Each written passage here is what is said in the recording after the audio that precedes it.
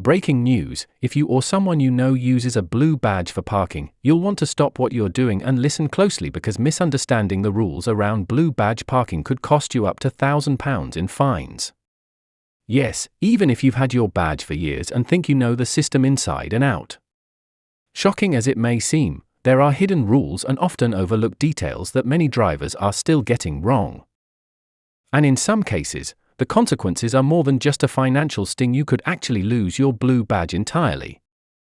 Now, for those unfamiliar, the Blue Badge Scheme is a government initiative designed to support individuals with disabilities or long-term health conditions, allowing them to park closer to their destinations. It's a vital lifeline for many, providing easier access to services, work, shops, and appointments. In England, it typically costs up to £10, while in Scotland it's £20. In Wales, it's currently free. Once issued, a blue badge is usually valid for up to 3 years. But with great accessibility comes great responsibility, and that's where many drivers are going wrong.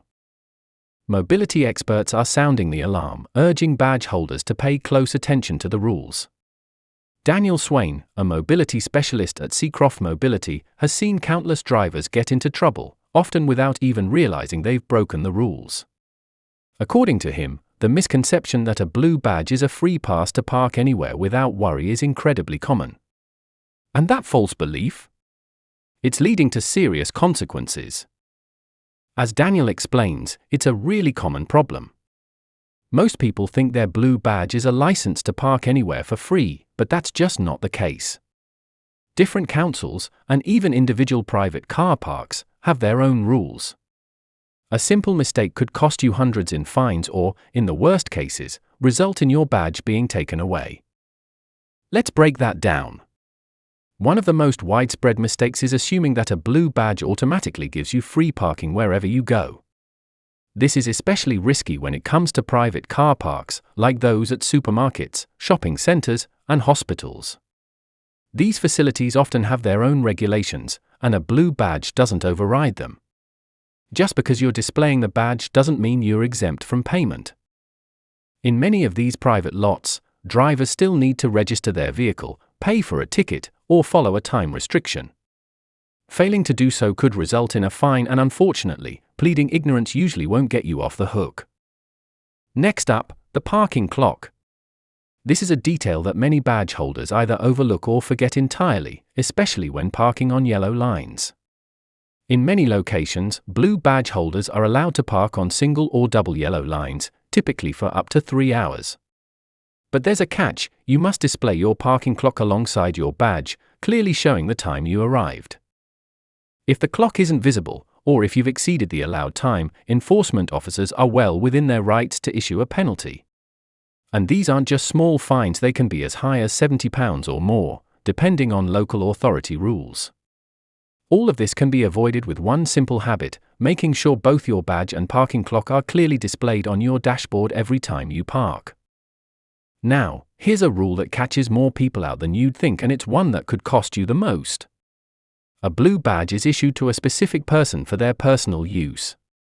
It is not transferable. That means you can only use it if the badge holder is actually in the car, whether they're the driver or a passenger. You cannot, under any circumstances, lend your badge to a friend or family member, even if they're just running a quick errand on your behalf. Doing so is considered fraud, and it can lead to a criminal charge. If caught, you could face a fine of up to £1,000, and the badge could be permanently revoked. Authorities take this rule extremely seriously, and enforcement officers do check. It's just not worth the risk. Daniel Swain also offers some smart tips to help drivers stay out of trouble. First, he advises that before traveling somewhere unfamiliar, always take a few minutes to check the local council's website for any specific parking rules in that area. Different towns and cities may have different interpretations of where and how a blue badge can be used, especially in controlled zones or during certain times of day. Don't just assume the rules are the same everywhere, they're not. Secondly, always ensure that your blue badge is in good condition. If it's faded, torn, or even slightly damaged, it might not be considered valid. Enforcement officers need to be able to clearly read all the details on the badge, including the expiry date and photo. If your badge is worn out, it's crucial to contact your local council and request a replacement. Failing to do so could lead to a fine, even if you're parked legally otherwise. And finally, always make sure your blue badge and clock are clearly displayed on the dashboard, not tucked away in the glove box or hanging from a mirror. If a parking warden can't see the details easily through the windscreen, they're likely to issue a penalty regardless of your eligibility. There's also something to be said about general awareness. If you're a new blue badge holder, or even if you've had one for years, it's worth refreshing your knowledge every so often. Many councils offer guides or even short videos explaining local rules. Some also provide interactive maps showing where blue badge holders can park, how long for, and what permits may be needed in certain controlled zones. All of this may sound overwhelming, but at the end of the day, it comes down to being informed and cautious. The Blue Badge scheme is an incredibly valuable support system for millions of people across the UK. But to keep it working fairly, the rules must be followed, and enforcement is only becoming stricter. Councils are stepping up efforts to catch misuse, and they're using technology like ANPR, automatic number plate recognition, cameras, and foot patrols to track down violators. So, while it may seem tempting to bend the rules just a little, it's simply not worth the risk. Let's recap the key things every blue badge holder and their friends or family needs to know.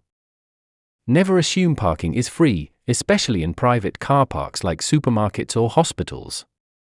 Always read the signs and check for payment machines. Use your parking clock if you're stopping on yellow lines, and don't stay longer than the allowed time, usually 3 hours. Only use the badge when the badge holder is present in the vehicle. Lending it to someone else, even with good intentions, is a criminal offence. Check local council rules before travelling to a new area, as parking laws can vary widely. Replace damaged or unreadable badges immediately to avoid being fined for display issues. And always display your badge and clock clearly on the dashboard, so they're visible to any enforcement officer walking by. This isn't just about avoiding fines, though that's a big part of it. It's about respecting the system, keeping it fair, and making sure that the people who really need these spaces continue to have access to them. Misusing the badge or failing to follow the rules undermines the scheme for everyone. So, whether you've had a blue badge for 10 years or you just received one last week, take a moment to double-check the rules and keep yourself informed. A little knowledge now could save you a lot of stress and money later on. If you found this video helpful, or you think someone you know could benefit from this information, be sure to share it with them. Let's keep each other informed and help protect the integrity of this essential system. And if you want to stay up to date on more important news and tips just like this, don't forget to hit that subscribe button and turn on the notification bell so you never miss an update. Thanks for watching. Drive safe, park smart, and we'll see you in the next video.